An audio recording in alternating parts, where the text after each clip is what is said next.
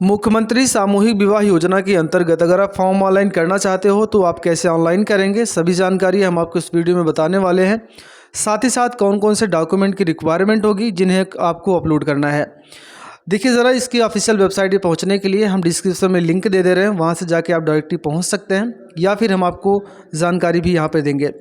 अब यहां पर देखें ज़रा, मुख्यमंत्री सामूहिक विवाह योजना के अंतर्गत आपको 51,000 रुपये की टोटल राशि मिलेगी, जिसमें आपका 35,000 रुपये आपके खाते में यानी कन्या के खाते में भेजा जाएगा और उसमें से 10,000 रुपये आपको उपहार सामग्री दी जाएगी। जैसे जो विवाह होता है उसमें कौन कौन से सामान की ज़रूरत पड़ेगी सरकार अपने हिसाब से आपको देगी। उसके साथ ही कुछ 6,000 रुपये की आपकी सज्जा के लिए आपका कार्य किया जाएगा। अब ये जानकारी आपको मिल चुकी है। अब आप देखें ज़रा कौन कौन से डॉक्यूमेंट की आपको आवश्यकता पड़ेगी। जो कन्या पक्ष है यानी कि जो लड़की है उसका आधार कार्ड, उसका बैंक पासबुक, जाति प्रमाण पत्र, निवास प्रमाण पत्र, आय प्रमाण पत्र और उसकी एक फ़ोटो आपको आवश्यकता पड़ेगी। और जो वर पक्ष है यानी कि लड़का है उसका एक आधार कार्ड लगेगा, उसकी एक फ़ोटो लगेगी। अब इतना डेटा आप अपने स्कैन करके अपने सिस्टम में आप रख लीजिए, क्योंकि अपलोड करने की आपको ज़रूरत पड़ेगी। अब देखिए ज़रा, इसका ऑफिशियल वेबसाइट पे आपको पहुंचने के लिए किसी भी ब्राउज़र पे आप जाकर लिखेंगे सामूहिक विवाह यूपी ऑनलाइन, ऐसा आप करेंगे ना, आप इंटर करेंगे तो आपको ऑफिशियल वेबसाइट मिल जाएगी।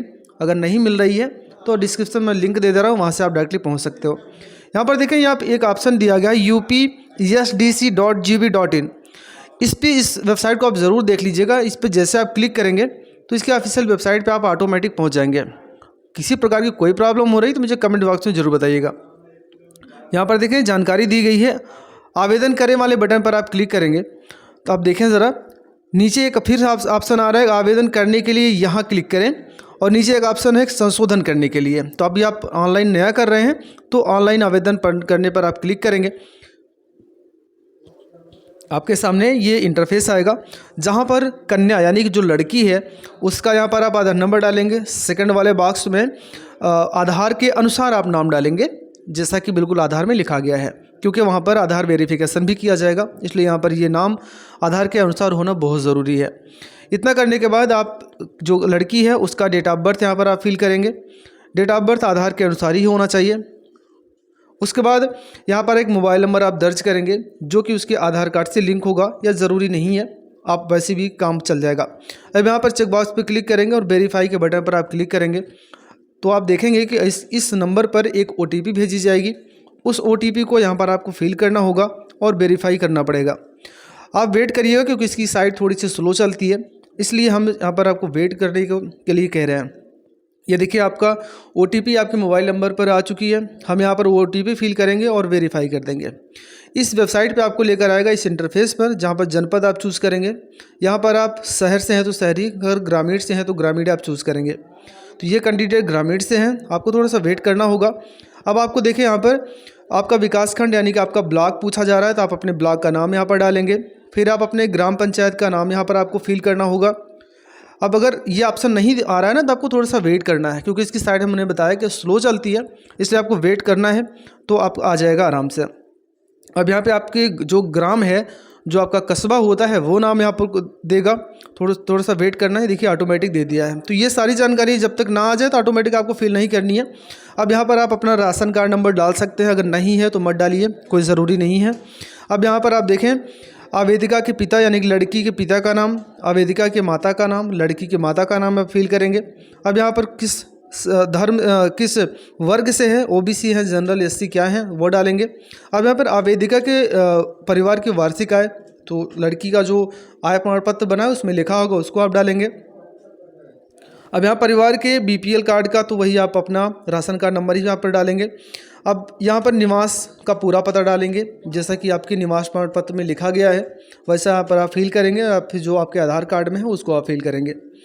इतना करने के बाद आप बैंक का नाम डालेंगे, बैंक का कौन सा आपका बैंक है उसको आप डालेंगे। हम यहाँ पर फटाफट से हम यहाँ पर पहले निवास का डेटा भर लेते हैं। अब यहाँ पर बैंक का नाम डालेंगे, कौन सा बैंक आपका है, जो बैंक पासबुक आपके पास होगा उसमें लिखा होगा।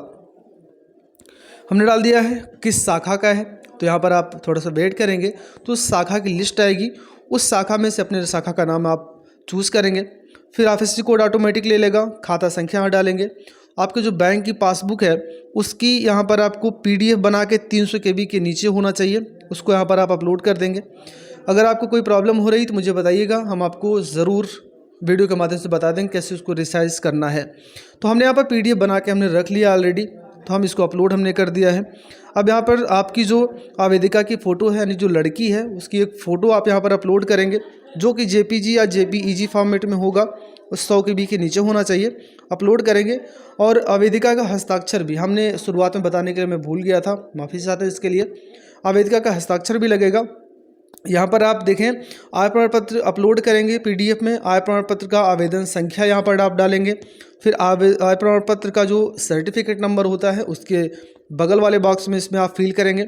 तो ये सभी जानकारी हम फटाफट से फिल कर लेते हैं। उसके बाद यहाँ पर जाति प्रमाण पत्र आपकी क्या है, तो आपकी जो जाति प्रमाण पत्र बनी है उसके अनुसार यहाँ पर आप डेटा फिल करेंगे। पहले आप इसको अपलोड करेंगे, अपलोड करने के बाद यहाँ पर जाति प्रमाण पत्र संख्या और प्रमाण पत्र संख्या डालेंगे। अब आगे बढ़ेंगे आप, जहाँ पर वर पक्ष का डिटेल आपसे मांगा जा रहा है कि लड़के का नाम क्या है, आप लड़के का नाम यहाँ पर फिल करेंगे, उसके आधार कार्ड के अनुसार ही होना चाहिए। अब यहाँ पर वर का मोबाइल नंबर आपसे पूछा जाएगा, तो जो लड़का है उसका मोबाइल नंबर यहाँ पर आप डालेंगे। वर के पिता का नाम यहाँ पर आप डालेंगे और वर की माता का नाम अगले बॉक्स में आप फिल कर देंगे, ठीक है ना। इतना करने के बाद आप देखें जो वर पक्ष है यानी कि वर यानी जो लड़का है उसकी जन्मतिथि क्या है, आप उसको अपने उसके आधार कार्ड के अनुसार यहाँ पर आप फिल कर दीजिएगा। आप थोड़ा सा वेट करिए क्योंकि सभी जानकारियाँ बहुत ध्यान से आपको फिल करनी है, गलती नहीं करनी है, क्योंकि आधार वेरिफिकेशन के दौरान आपको कोई दिक्कत ना हो।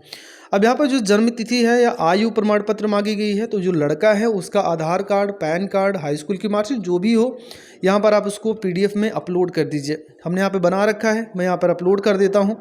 और व्यवसाय, लड़का क्या काम करता है, मजदूरी करता है या कोई जॉब करता है, जो भी हो वो इसमें आपको लिखना होगा। अब यहाँ पर जो लड़का है उसकी एक फ़ोटो आप अपलोड कर देंगे, JPG या JPEG फॉर्मेट में होगा। आगे जो लड़का है उसका निवास पूरा आप इसमें फिल करेंगे, फिर किस राज्य का रहने वाला है उसको आप फिल करेंगे।